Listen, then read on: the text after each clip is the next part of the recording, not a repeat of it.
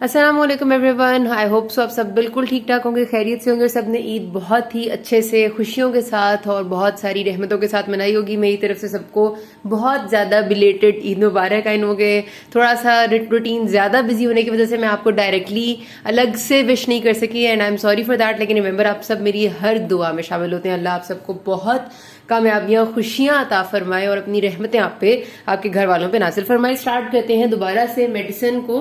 Respiratory system medicine का हम कर रहे थे और उसमें हमारे पास जो टॉपिक्स रह गए हैं वो 2-3 ही हैं, तो उनको हम जल्दी से कवर करते हैं ताकि हम अगला यूनिट स्टार्ट करें। ठीक है, आई नो कि जरा सिलेबस थोड़ा स्लो था, वो रमजान की वजह से आपको पता है कि थोड़ा सा टाइम ज्यादा लग रहा था, बट इंशाल्लाह अब जरा स्पीड तेज हो जाएगी इंशाल्लाह। अच्छा जी, तो आगे रेस्पिरेटरी मेडिसिन में अगला टॉपिक जो मैं कराने लगी हूँ that is hyper sensitivity pneumonitis. आपको पता है कि देखने में शायद आपको लग रहा हो कि इतना इंपॉर्टेंट नहीं है, लेकिन इसमें से बाकायदा एससीक्यू भी आया हुआ और एमसीक्यूज भी आया करते हैं। बहुत सिंपल सा टॉपिक है, सिर्फ ये कि आपको जरा सा फर्क इसका पता होना चाहिए फ्रॉम एस्थमा और इसके सिनेरियो को डायग्नोस करने का तरीका आना चाहिए। वैसे तो मैं आपको बताऊं कि इतना हमारे यहाँ तो रिवाज ये चल चुका होता है कि इतने टिपिकल से सिनेरियोज आते हैं कि आपको खास फर्क ना भी पता हो तो आपको समझ आ जाती है कि यार यही वाला है।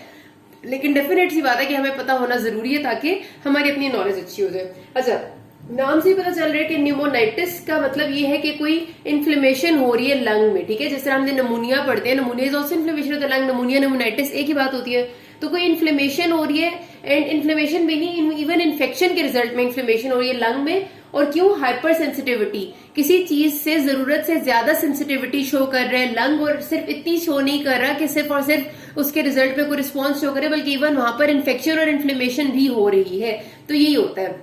हमारे पास कुछ लोगों के लंग्स ऐसे होते हैं कि उनको खास तौर पे कुछ चीजों से एलर्जी होती है, और जब वो एलर्जन उनके बॉडी के अंदर जाता है, जब वो इनहेल करते हैं, तो उनके बॉडी रिएक्शन या उनका लंग रिएक्शन ऐसे शो करता है कि उनके लंग में उसके रिस्पॉन्स में एकदम से एंटीबॉडीज बनने लग जाती हैं। जब एंटीबॉडीज बनती है तो एंटीबॉडी और एंटीजन का रिएक्शन होता है, और एंटीजन एंटीबॉडी रिएक्शन जो आपके लंग में शुरू हो जाता है वो वहां पर आपके कॉम्प्लीमेंट सिस्टम को एक्टिवेट कर देता है। जब आपका कॉम्प्लीमेंट सिस्टम एक्टिवेट होगा तो जाहिर सी बात है कि अब क्या हुआ, एक पूरा इन्फ्लेमेटरी कास्केड वहां पर एक्टिवेट हो गया। कहां पे? डेफिनेट सी बात है लंग में, क्योंकि हमने इनहेल करके लंग में लेके गए थे, एल्विलाई में लेके गए थे। तो आपके एल्विलाई में आपके जब ये एंटीबॉडी एंटीजन गया तो ब्लड ने एकदम से एंटीबॉडीज जनरेट की, एंटीजन एंटीबॉडी का रिएक्शन हुआ, वहां पर कॉम्प्लीमेंट सिस्टम शुरू होगा। तो आपके सारे जो लंग में ये एल्विलर रीजन है, ये जो आपकी टर्मिनल ब्रोंक्यूल्स और रेस्पिरेटरी ब्रोंक्यूल्स और एल्विलाई है, इनके आसपास आपका खास तौर पे ये सारा का सारा इन्फ्लेमेटरी रिएक्शन शुरू हो जाता है। और ये इन्फ्लेमेटरी रिएक्शन जब एक बंदा है जो एलर्जन से बार बार एक्सपोज हो रहा है, ये इन्फ्लेमेटरी रिएक्शन मुसलसल होता रहेगा तो क्रॉनिक इन्फ्लेमेशन होगी। क्रॉनिक इन्फ्लेमेशन यहाँ पर होगी तो it will lead to fibrosis, और फाइब्रोसिस जब भी हो जाती है तो ये आ जाता है हमारे पास रिस्ट्रिक्टिव लंग डिजीजेस में। ठीक है, तो आपको मैंने ये पूरी की पूरी जो डिस्कशन थी उस सारी का निचोड़ मैंने इस छोटी सी बात में बता दिया। तो कहानी कुछ यूं है कि मैंने बात शुरू की थी कि एलर्जन से, एक्सपोजर से हमें मसला है। अब मैं कहूंगी अगर एस्थमा था, बुक में आपको ये बात लिखी भी नहीं मिलेगी कि एस्थमा और इसमें क्या डिफरेंस है। ठीक है, ये टॉपिक भी आपकी कैप्लन वाले बुक में नहीं है, आपको डेविडसन में मिल जाएगा, क्योंकि आपके पास पास पेपर आया हुआ तो आपको ये करना है। वहां से नहीं पढ़ रहे तो ये जो मैं लेक्चर दे रही हूँ आप ये अपने पास लिख लें, एज इट इज आपका आंसर आपको मिल जाएगा। ठीक है, अच्छा सिलसिला कुछ होता है कि आपको पता है कि एस्थमा में भी हमारे पास एलर्जन ही आता है। हम कहते हैं कि डस्ट है, पोलन है, व्हाटसोएवर है, कोई ना कोई एलर्जन होता है जो एस्थमा में भी पेशेंट्स को इरिटेट करता है। यहाँ पर मैं कह रही हूँ कोई एलर्जन है। वो एलर्जन क्या हो सकता है हमारे पास? जो इसमें सबसे कॉमन डिजीज आती है ना हाइपर सेंसिटिव न्यूमोनाइटिस में, वो फार्मर्स लंग है। फार्मर्स लंग का मतलब है कि जो आपके ये फार्मर वगैरह होते हैं ना, ये जो इनकी फसलें हैं, फसलों में जो है इस्तेमाल हो रही होती है और जो बाकी सारी चीजें होती है उनसे इनका जाहिर एक्सपोजर होता है। जितनी भी ये फसलों का काम करते हैं तो वहां पर जो वहां की फसलों का डस्ट होती है वो सारी इनहेल करते हैं, उस इनहेलेशन की वजह से इनको एलर्जी होती है उसकी, इसलिए हम उसको फार्मर्स लंग कहते हैं। और दूसरे होते हैं जो जिनने परिंदे रखे होते हैं, खासतौर पे कबूतर रखते हैं ना, जो पिजन फिशर्स जो होते हैं, मतलब जो बाकायदा तौर पे प्रोफेशनली भी परिंदे रखते हैं, जिनने बहुत हिसाब से उनको परिंदों के परों से भी इवन, मतलब वो जो आपको पता है ना उसके पर थोड़े थोड़े उड़ते हैं, और परिंदों की वजह से भी एक उनकी अपनी एनवायरमेंट क्रिएट हुई होती है, एक एनवायरमेंट में उनके मोल्डी सी एनवायरमेंट होती है, उससे भी लोगों को एलर्जी होती है। तो जो लोग ऐसे हैं कि जो बाय प्रोफेशन फार्मर है या बाय प्रोफेशन जिन्होंने परिंदे रखे हुए हैं, पिजन्स रखे हुए हैं, और उन लोगों को एलर्जी भी है, उनमें ये होता है बेसिकली कि एलर्जन जब बॉडी के अंदर जाता है ना तो ये वाला रिएक्शन हो जाता है। ठीक है, तो ये दो टिपिकल एग्जांपल्स हैं। और सिर्फ ये नहीं है, कुछ लोगों को चीज जो होती है ना, मोल्डी चीज जो आपकी पनीर होती है, उससे एलर्जी होती है। वाइन इंडस्ट्रीज में काम करने वालों को एलर्जी होती है। अच्छा, फिर अब वही बात आ जाती है एस्थमा और इसमें क्या डिफरेंस है। दोनों में एलर्जन है, एस्थमा में भी है, इसमें भी है। प्रॉब्लम सिर्फ ये है कि दोनों का देखने में अगर देखा जाए ना कि मतलब अगर मैं एक देखने में बात कर रही हूँ कि एक एलर्जन जा रहा है और वो अंदर जाके कुछ कर रहा है, तो बंदे को लगता है कि एक जैसी बात है, लेकिन दोनों की पैथोजेनेसिस बिल्कुल डिफरेंट है। एस्थमा करता है बॉडी के अंदर एलर्जन जाता है, टाइप 1 हाइपर सेंसिटिविटी रिएक्शन करता है। टाइप 1 हाइपर सेंसिटिविटी रिएक्शन आपका आईजीई मीडिएटेड रिएक्शन होता है। आपको याद होगा आपने अपनी माइक्रोबायोलॉजी में पढ़ा था कि आईजीई मीडिएटेड रिएक्शन होता है, जिसके रिजल्ट में क्या हो रहा होता है कि वॉल्स में बहुत ज्यादा एडिमा हो रहा होता है। खास तौर पे एस्थमा इफेक्ट करता है आपकी ब्रोंकाई ब्रोंक्यूल्स को, उनकी वॉल्स में एडिमा करते हैं, वहां पर स्मूथ मसल हाइपरट्रोफी करते हैं और वहां पर वॉल्स की नैरोइंग हो जाती है। जरा एडिमा होता है, स्वेलिंग होती है, तो वॉल्स की नैरोइंग हो जाती है। तो इस वजह से एस्थमा कभी भी आपका क्रॉनिक इन्फ्लेमेशन और फाइब्रोसिस नहीं करता, ठीक है। आईजीई मीडिएटेड रिएक्शंस जितने भी होते हैं ना, जिनमें एसिनोफिल्स ज्यादा आते हैं, ये एडिमा जरूर करते हैं, ये स्मूथ मसल हाइपरट्रोफी कर देता है लॉन्ग टर्म में, और ये नैरोइंग ऑफ द वॉल्स कर देते हैं, लेकिन इसकी वजह से कोई कंस्ट्रिक्शन, कोई फाइब्रोसिस नहीं होता।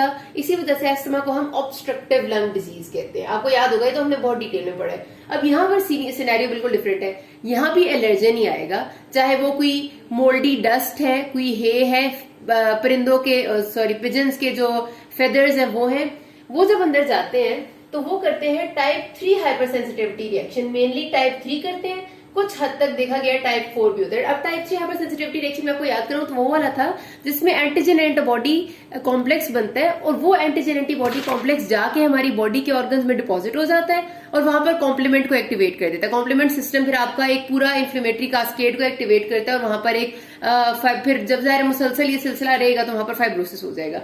तो ये दोनों में डिफरेंस है। आपने हमेशा याद रखना है कि दोनों की पैथोजेनेसिस के हिसाब से बिल्कुल बातें डिफरेंट है, ठीक है। ये बात आपने दोबारा सुन लेनी है जिसको नहीं समझ आई।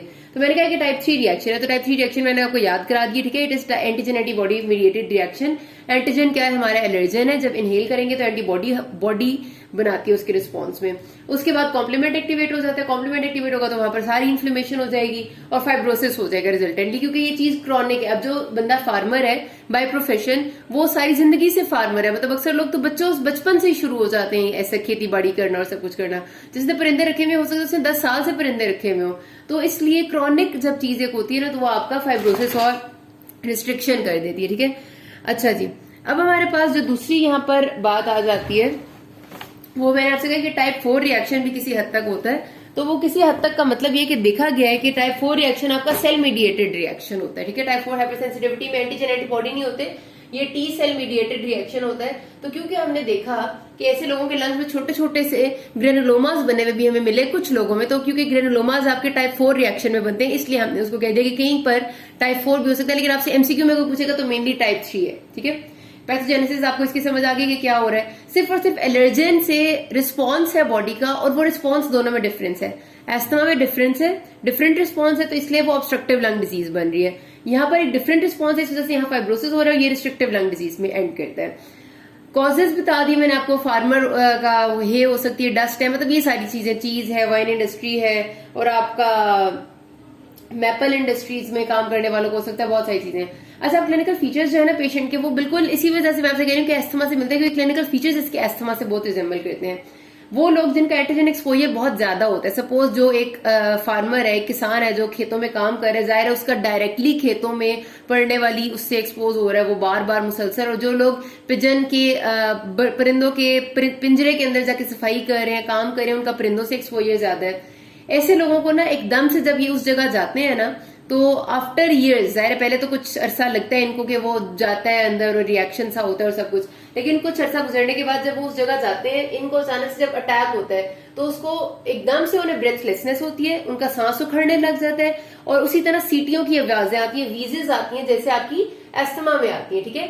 तो वीजिंग है, ब्रेथलेसनेस है, डिस्निया है, एकदम से उन्हें शॉर्टनेस ऑफ ब्रेथ हो जाती है। ये सब क्यों होता है? क्योंकि जब उनको, वैसे तो उनकी बॉडी में आहिस्ता आहिस्ता फाइब्रोसिस डेवलप हो ही रहा होता है लॉन्ग टर्म में, लेकिन जब अचानक से वो एक्सपोज होते हैं ना उस चीज से, तो अचानक से ये पूरा रिएक्शन दोबारा शुरू होता है। जब अचानक से दोबारा से कॉम्प्लीमेंट एक्टिवेट होगा और इन्फ्लेमेशन होगी, तो वो जगह पर आपके जो पैसेजेस पहले ही नैरो हो रहे थे वो और नैरो हो जाते हैं। नैरो का मतलब ये कि ये बेसिकली आपके एल्विलाई और टर्मिनल ब्रोंक्योल्स और उसके साथ वाले लंग पेरेन्काइमा को इफेक्ट कर रहे हैं। तो ये जगह पहले ही फाइब्रोज थी। अब मेरे पास ये लंग है, यहाँ पर वो बंदा कब से किसान है, तो ये वाला जगह सपोज उसकी पहले ही फाइब्रोस आहिस्ता आहिस्ता करके हो गई थी, मतलब उसके लंग की कैपेसिटी रिस्ट्रिक्ट कर गई है। अब अचानक से वो दोबारा से किसान जो है खेतों में गया है, तो ये वाले मेरे जो एल्वेलाई हैं जो ठीक भी थे, यहाँ पर भी रिएक्शन हुआ, तो यहाँ पर रिएक्शन के रिजल्ट पे एकदम से एडीमा हो गया, इन्फ्लेमेशन हो गई, तो ये भी बेचारे नैरो हो जाते हैं। जब ये भी नैरो होते हैं तो एक्यूट अटैक जैसे सिम्टम्स आते हैं, और एकदम से इन्फ्लेमेशन की वजह से उनको जब एयरवे नैरो होता है तो सीटियों की आवाजें आती हैं, और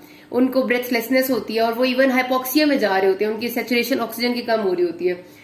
जबकि इसके ऑपोजिट जो लोग लो एंटीजन एक्सपोजर वाले लोग होते हैं, सपोज एक बंदा है जिसने परिंदे रखे हुए हैं लेकिन वो उनके पिंजरे में जाके काम नहीं करता, वो समझ ले मैनेजर है उस जगह का, ठीक है, तो जहर वो तो अपने कमरे में बैठा होगा, कभी कभी उसने साइट को विजिट करना है और फिर आ जाना है, तो ऐसे लोगों का एंटीजन एक्सपोजर कम होता है, इसलिए इनमें ना बहुत क्रॉनिकली डिजीज बनती रहती है आहिस्ता आहिस्ता आहिस्ता आहिस्ता, और ऐसे लोगों में इवन फाइब्रोसिस ज्यादा हो चुका होता है, डिजीज जब तक डिटेक्ट होती है, काफी फाइब्रोसिस हो चुका होता है क्योंकि हमें आहिस्ता आहिस्ता हो रही होती है। और जब ये प्रेजेंट करते हैं तो ये कहते हैं कि हमें थोड़ी बहुत ना ऐसे सांस उखड़ता है हमारा, हमें ब्रेथलेसनेस, कभी कभी सीटियों की आवाजें आती है, और इनमें जो इंपॉर्टेंट चीज होती है वो है एंड इंस्पिरेटरी क्रैकल्स। अब आपको याद होगा मैंने आपको क्रैकल्स की रीजन बताई थी, मैंने आपसे कहा था कि अगर आपका ये एल्वेलाई है और ये सारा का सारा फ्लूइड से भर जाता है या फिर किसी चीज से भर जाता है, फ्लूइड से ही सपोज करते हैं, और जब हम इंस्पायर करेंगे इसके अंदर हवा आएगी तो फ्लूइड सारा का सारा साइड पे हटेगा, ठीक है, जैसे हम पानी के ग्लास में हवा डालें तो फ्लूइड साइड पे होता है, ये फ्लूइड के हट जाए ना जब इस जगह से तो एक आवाज आती है, उसको क्रैकल कहते हैं। तो ऐसे लोगों में क्या हो रहा है कि इनके एल्वेलाई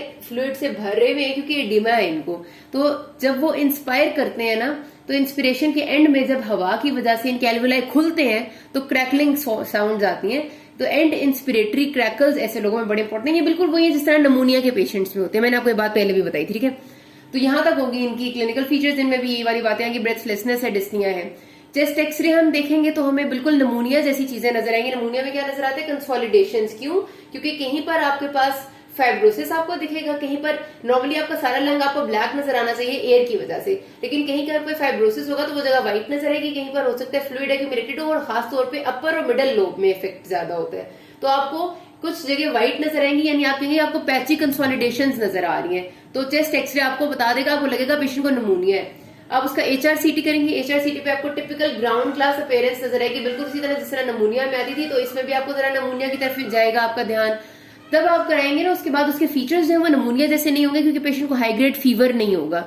नमूनिया में तो फीवर होता है, पेशेंट बिल्कुल भी लॉस ऑफ कॉन्शियसनेस और टॉक्सिक स्टेट में नहीं होगा जैसे कि नमूनिया में होता है, तो तब आपका जाहिर है, और पेशेंट को किसी ना किसी हिस्ट्री वो देगा आपको कि वो काम जो करता है वो किसी स्पेसिफिक ऑक्यूपेशन है ऐसा जहां से आपको अंदाजा होगा कि यस उसका एंटीजन एक्सपोजर है, तो इस वजह से आपको हिस्ट्री गाइड करेगी कि ये नमूनिया जैसी चीजें आपको नजर आ रही है एक्सरे पे भी, HRCT पे भी, लेकिन उसको फीवर नहीं है, उसको कोई और मसला नहीं है, और उसकी हिस्ट्री है एंटीजन एक्सपोजर की, तो आपके जहन में आएगा हाइपर सेंसिटिविटी न्यूमोनाइटिस, ठीक है। अब यहाँ पर एस्थमा से बिल्कुल डिफरेंट है, क्योंकि एस्थमा में कोई ऐसी चीज नहीं होती कि आपको ग्राउंड ग्लास अपीयरेंस नजर आए या आपको पैची कंसोलिडेशन नजर आए, यहाँ पर इस तरह इस जगह पर आके ये नमूनिया से रिजेंबल करने लगे, इसीलिए मैंने कहा कि एस्थमा से इसके फीचर्स रिजेंबल करते हैं, क्लिनिकल फीचर्स, और नमूनिया से इसकी इन्वेस्टिगेशंस वाली चीजें रिजेंबल करती हैं, लेकिन दोनों में डिफरेंट है क्योंकि हिस्ट्री इसकी डिफरेंट होगी। अच्छा, आपको फाइब्रोजिंग फीचर्स नजर आएंगे, मैंने आपको बता दिया। पल्मोनरी फंक्शन टेस्ट आप करेंगे तो जाहिर आपको रिस्ट्रिक्टिव पैटर्न मिलेगा। रिस्ट्रिक्टिव पैटर्न में हमने क्या पढ़ा था कि FEV1/FVC की रेशियो में ज्यादा मसला नहीं होता, ऑलमोस्ट नॉर्मल होती है, क्योंकि FEV1 भी डिक्रीज होते हैं और FVC यानी फोर्स्ड वाइटल कैपेसिटी भी डिक्रीज होती है। ये बात मैं आपको बहुत डिटेल में बहुत दफा बता चुकी हूँ। आप डायनेमिक टेस्ट करेंगे तो आपको ऑक्सीजन सेचुरेशन पेशेंट की कम मिलेगी। अब आप डायग्नोसिस बना लेते हैं पेशेंट की हिस्ट्री से ही, क्योंकि हिस्ट्री में जब वो बताता है कि मैं फलाने ऑक्यूपेशन में काम करता हूँ, ये उसको सिम्टम्स है, जब आप उसके रेडियोलॉजिकल फीचर्स करते हैं, यानी आप एक्सरे और HRCT देखते हैं, आपका डायग्नोसिस कंफर्म हो जाता है। एंटीजन के सोर्स का आपको जब पता चल जाता है तो इट इज 100% कंफर्म। बहुत दिल करे आप सीरम प्रेसिपिटेंट टेस्ट करा लेते हैं, यानी ब्लड लेके और आप उस पर टेस्ट कर लेते हैं कि क्या वाकई में एंटीजन ऐसा है बॉडी में प्रेजेंट या नहीं, ठीक है। कभी कभार जरूरत पड़े तो आपको एंटीबॉडी यानी सीरोलॉजी का टेस्ट कराने की जरूरत पड़ती है, वरना नॉर्मली तो यहाँ तक ही डायग्नोसिस आपका स्टेब्लिश हो चुका होता है, ठीक है।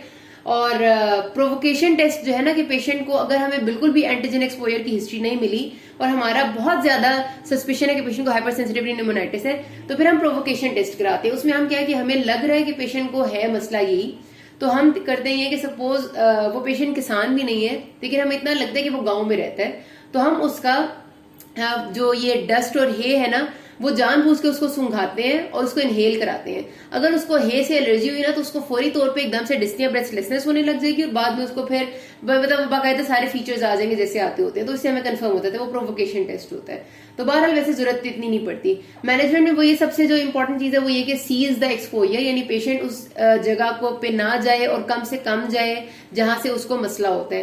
लेकिन अब जैसे एक किसान है, वो किसान अपने प्रोफेशन को तो नहीं छोड़ सकता, तो फिर उसमें हम कहते हैं कि वो डस्ट मास्क से इस्तेमाल करे और जिसमें फिल्टर्स भी लगे हुए हों ताकि उसको इनहेलेशन बिल्कुल भी ना हो। मतलब ऐसे मास्क होने चाहिए जिससे बिल्कुल भी उसके अंदर ना जाए कोई चीज, ठीक है, और कम से कम एक्सपोजर होना चाहिए। अगर फिर भी ठीक ना हो रहा हो तो हमें मेडिकल थेरेपी की जरूरत पड़ती है। उसमें हम ये कहते हैं कि 3 से 4 हफ्ते के लिए पेशेंट को स्टीरॉइड्स पे डालते हैं, प्रेडनिसोलोन लेते हैं हम, और वो 40 मिलीग्राम्स ओरल डोज पे स्टार्ट करते हैं और आहिस्ता आहिस्ता 4 हफ्तों में टेपर करते हैं। लेकिन यही बात है कि ये हम एक्यूट सिम्टम्स के लिए दे रहे हैं, लेकिन इसको हमने लॉन्ग टर्म नहीं देना होता। लॉन्ग टर्म में यही 2 चीजें, cease exposure and dust mask. और अगर जरूरत पड़े, पेशेंट बहुत ज्यादा हाइपोक्सीमिक है यानी उसकी ऑक्सीजन लेवल लो है, तो हमें पेशेंट को ऑक्सीजन थेरेपी भी देनी पड़ सकती है, लेकिन वो भी सिम्टम्स पे डिपेंडेंट है। लेकिन पक्की वाली आपकी जो ट्रीटमेंट या मैनेजमेंट है वो यही है। यहाँ पर बात खत्म करते हैं, किसी कोई मसला हो के नाज में। Thank you.